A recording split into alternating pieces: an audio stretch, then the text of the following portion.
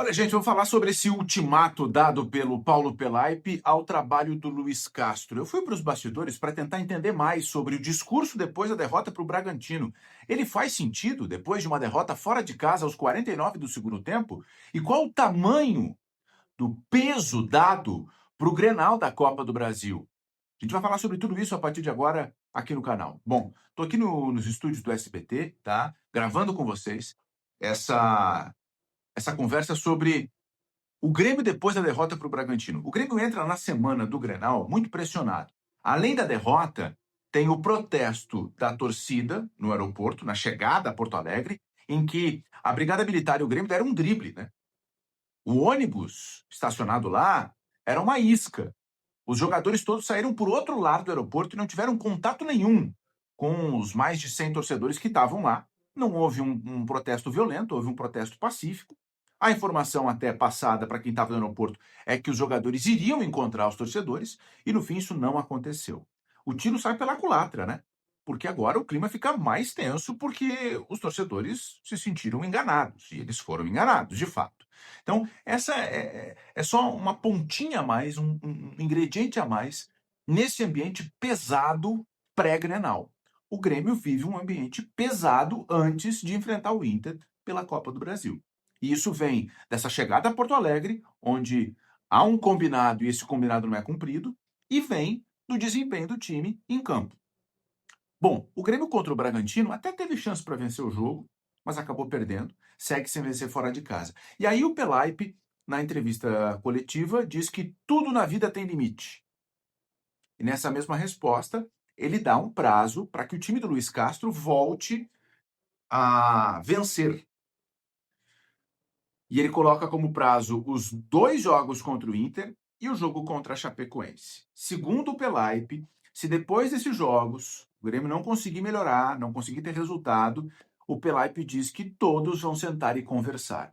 O Pelaipe é experiente, ele sabe que isso soa como um ultimato, que isso é uma postura pública de pressionar o Luiz Castro e o grupo de jogadores. A partir daqui, o que eu vou te contar é uma apuração nos bastidores. Sim, há um descontentamento com o rendimento do time. Sim, há um entendimento de que o time tinha que jogar mais, mesmo que as peças, que o elenco seja limitado. E, nesse momento, isso tem um fator de estratégia para pressionar, para tensionar o ambiente, para esperar uma reação. Hoje, nesse momento, não existe uma coisa assim, ó, o Luiz Castro tá demitido. Ele tá numa contagem regressiva. Não. Hoje, sendo muito sincero com vocês aqui, tá? Hoje, nos bastidores, esse discurso, ele tem mais um caráter de estratégia de pressionar, de tentar criar um ambiente de mobilização, né, do que qualquer outra coisa. O Luiz Castro, ele segue com a multa rescisória dele alta, na faixa de 30 milhões de reais. Ele segue sendo o cara que indicou o Danilo Barbosa, o Krovinovic, o Giovanni Cabral, né? Então, o contexto ele não mudou. 3 semanas atrás, 5 jogos atrás, o Grêmio teve uma das derrotas mais vexatórias da história. Perdeu para o Bolívar dentro de casa e foi eliminado da Copa Sul-Americana.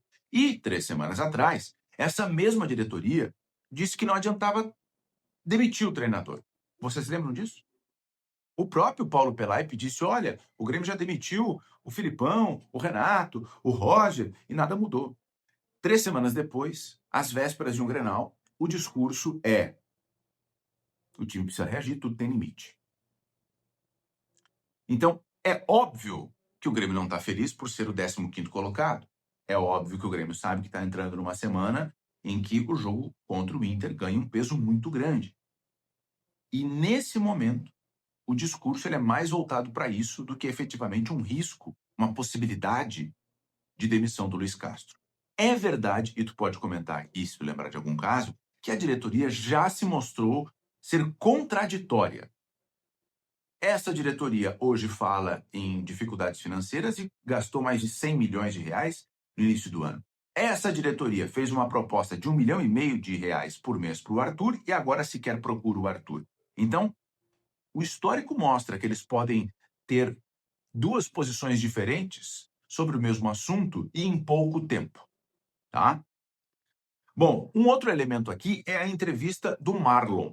O Marlon, que é um dos líderes do vestiário do Grêmio, ainda em Bragança Paulista, disse que o time não pode mais repetir os mesmos erros, que o time está insistindo em coisas que não estão funcionando. Então a gente tem ali um discurso de uma das lideranças do vestiário dizendo que as coisas que estão sendo feitas não estão funcionando e eles estão insistindo.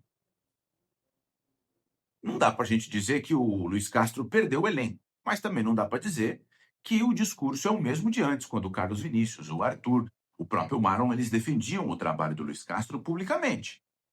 Porque todo mundo sabe que o time não está evoluindo, o time não avança, o time não consegue melhorar o rendimento. As rodadas passam e o Grêmio segue sem vencer fora de casa.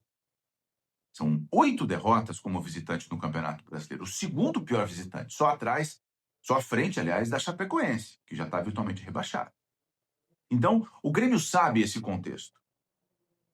E aqui volta ao ponto da entrevista do Pelaip, que, por ser um dirigente experiente, por ser um dirigente que é sanguíneo, por ser um dirigente identificado com o Grêmio, o que ele fala tem um peso ainda maior. Mas, pelo que eu colhi nos bastidores, é muito mais uma coisa voltada para a estratégia do que efetivamente um risco direto de demissão do Luiz Castro.